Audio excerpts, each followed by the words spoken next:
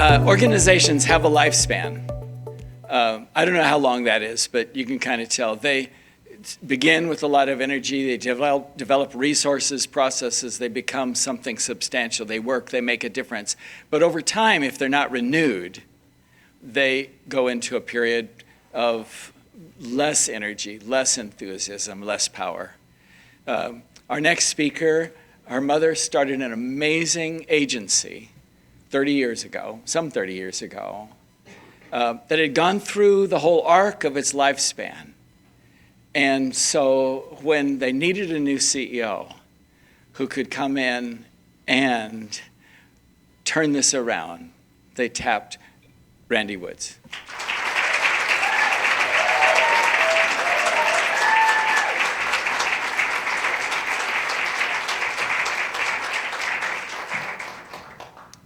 Good afternoon. I love this because you can sit next to someone for a few minutes and you don't know their story, and in a matter of moments, they can change your life. Thank you so much for sharing. As my brother would say, I am peacock proud and hyena happy to be here. If you can't tell, I come from a Baptist background. But no, I'm really happy to be here. I'm happy to see all of my amazing CEF 9 sisters. Just to think, a year ago, I was sitting right over here and looking at the stage and listening to the amazing stories and thinking about, like, how did I get here, right? I am in this amazing space with these brilliant women. And so I count it all joy, and I count myself amongst the brilliance. So thank you so much. When the ground quakes, leadership instinctively tightens. So I want to tell you about my year of 2025, because I did take over Sisters Together in Reaching. It's formerly known as Sisters Together in Reaching. One of the things that we have done is to rebrand it and call it STAR Community Health Solutions, to really capture exactly what it is that we do. But when the ground shakes, I tend to hold tighter.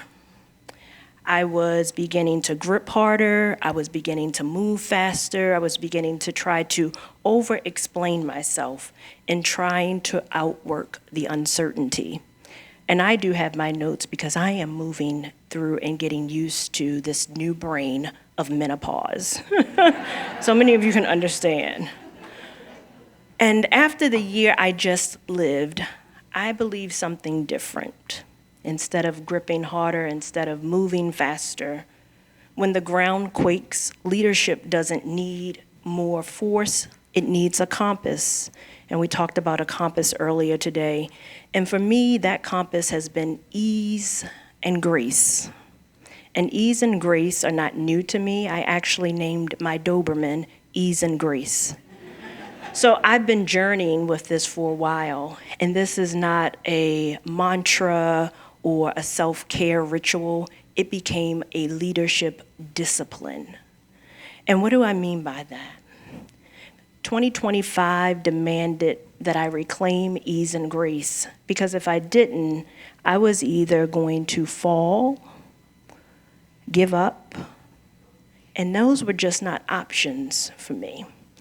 I really believe that STAR has a responsibility of making sure that people know that brilliance lives in the community, it's birthed in the community, it informs infrastructure.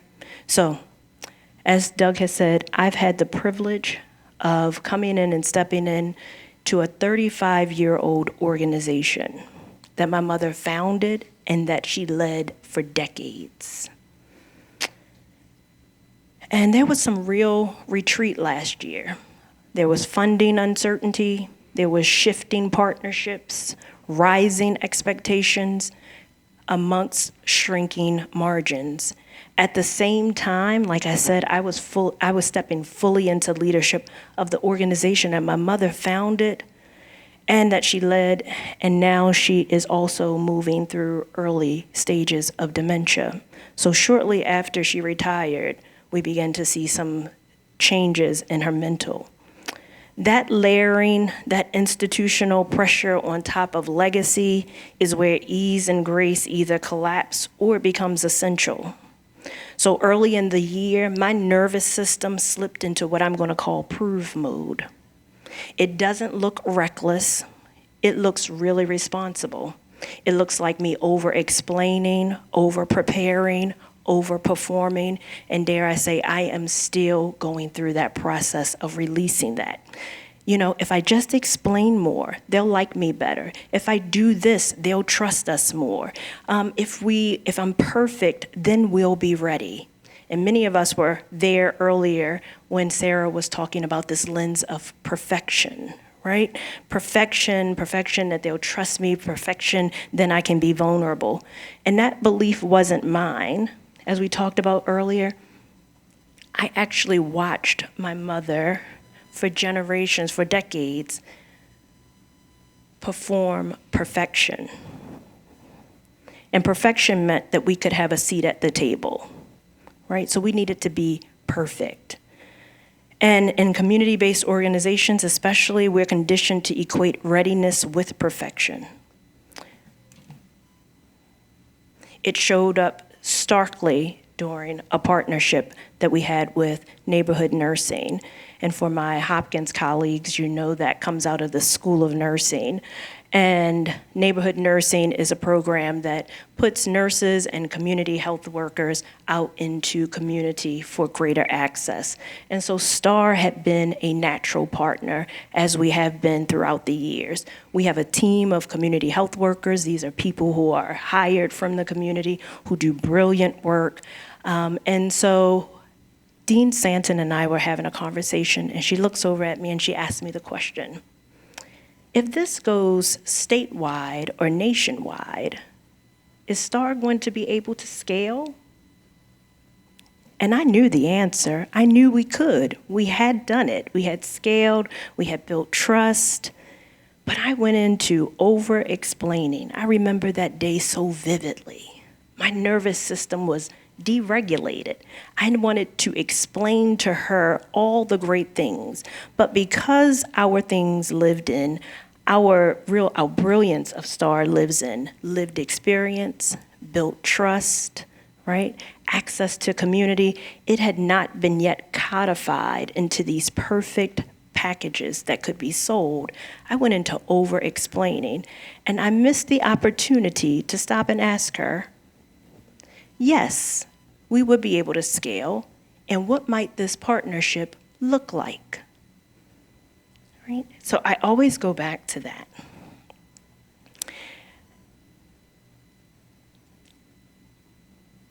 So I over-explained. I didn't, give the same rigorous. And so 2025 made it unmistakable that over-explaining was a symptom of me being unregulated. It's what happens when I take responsibility for certainty that no one is actually holding.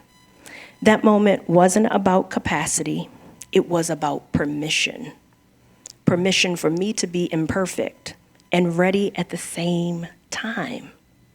I had to sit with that. I'd internalized the idea that flawlessness equated readiness, right?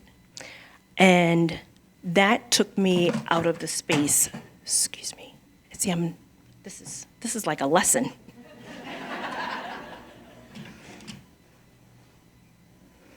And so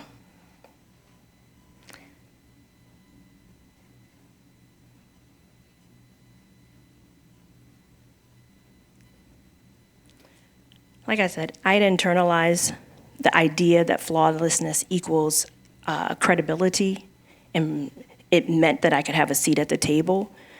And I realized that when leaders do that, we train our organizations into survival mode, doing more with less, overperforming when they're capable of so much more.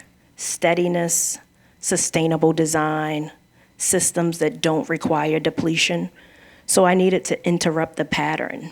And I'm still giving myself ease and grace because I'm still interrupting that pattern. And I didn't do it with a lot of bravado, but I did it with honesty.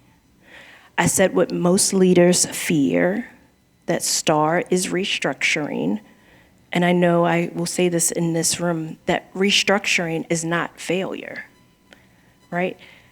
For STAR, it was an act of integrity to stop doing everything so we could do what matters the most and build an organization that holds both the people and the organization itself. So ease meant releasing urgency theater. Grace meant telling the truth without blame. It also meant reckoning with legacy. You see, my mother built this organization through decades of institutions relying on community work without reciprocal care. Those institutions consumed parts of her. Stepping in, I was holding two truths. She did extraordinary work, and the system may have asked too much.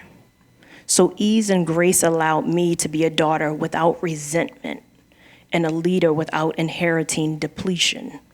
And that wasn't easy work, but it was clean. And here's what surprised me most. I already had the tools. Everything I've learned from the mat, from the pavement, and from stepping outside of corporate over a decade ago to be untitled and untethered. And I have to stop, and I remember at the top of our cohort of our fellowship, I met with the executive coach, and I was telling her about processes that I had always used to maintain balance. And I told her about running, and I told her about my yoga. And she said, you need to go back to those things. Those things will help you to remember. And so yoga teacher training taught me to listen before pushing. Coaching women from their first 5K to marathons had taught me pacing and trust. Leaving corporate for a while taught me who I am without performance. So everything I needed was already within me. I'd just been conditioned not to trust it anymore. And ease and grace as a discipline is how I remembered. It's how I learned to notice when my body needed regulation and not explanation, when clarity mattered more than speed, and when partnership required presence and not perfection. And this is the heart of embodied leadership. Self-awareness tells you what's happening within you. Self-trust allows you to act on it without apology. So when we ask, how do we create a future of healthcare in a climate of retreat? My answer isn't louder leadership, faster execution, or fear-based survival. It's conviction. Conviction to slow when prevailing pressures rush. Conviction to say yes without self-abandonment. Conviction to trust what my body, my community, and my lived experience already knows. Because when the ground quakes, leadership isn't about having all the answers. It's about becoming someone others can stand next to. So, here's my question for you. What would happen right now if you chose to root deeper instead of grabbing tighter?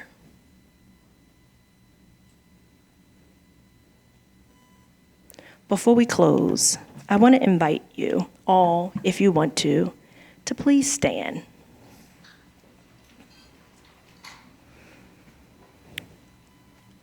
Make sure that your feet are grounded on the ground, all 10 toes down. Take notice of your shoulders. Allow them to drop. Take a deep breath in. This is a rendition of mountain pose. It doesn't rock or move when the ground quakes. It roots deeper. It does not panic. This is what ease and grace feel like in your body. I invite each of you to take this feeling back into rooms that may feel uncertain. Thank you.